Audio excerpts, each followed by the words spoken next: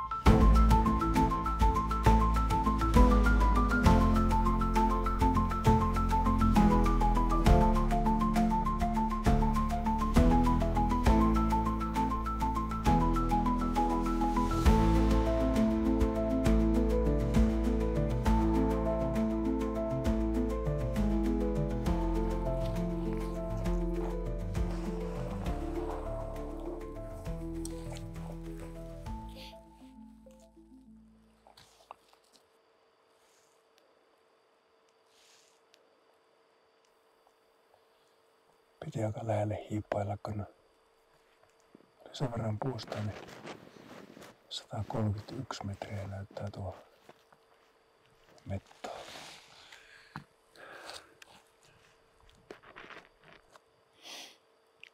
Tuo runko aika pahasti tuossa meton ees. Pitää koettaa täältä tuohon rungon ja tuon oksan yhtymäkohan viereen, että ei vaan osu tuohon puuhun tuo luoti.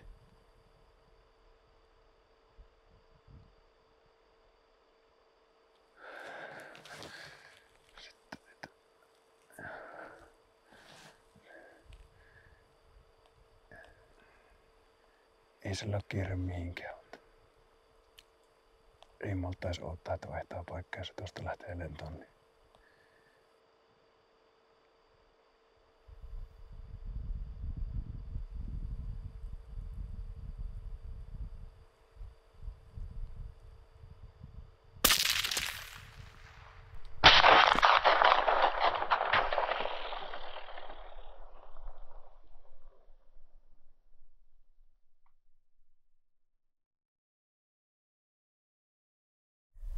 näin 2 lintua maassa ja sitten kun tuo puussa oleva lintu tipahti, niin maasta lähti kumminkin 3 mettoa lentoa.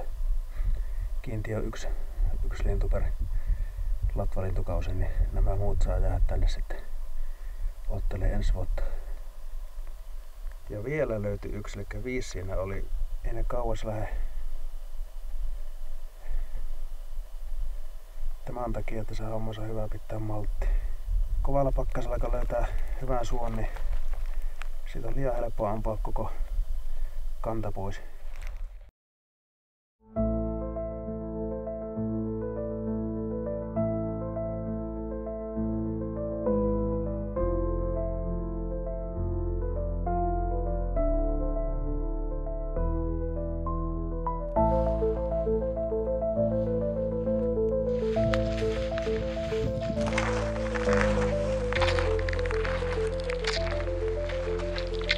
Huomasin tuossa suolla äsken meton tuommoisen männyn latvasen ja hiihtelin sitten tämmösen sarkkeeseen piiloon.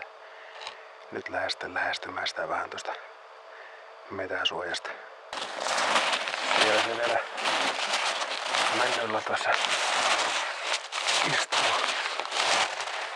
On se hieno lintu.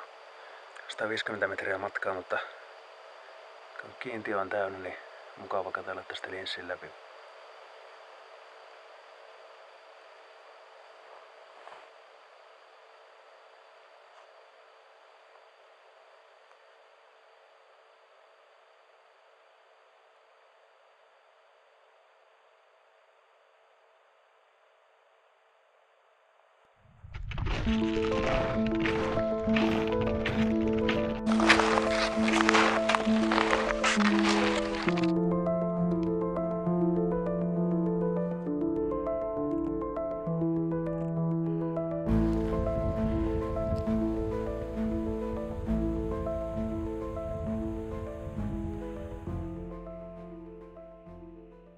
Vähän vielä kumpparit heiluu, että ei ole ihan asento kohdilla.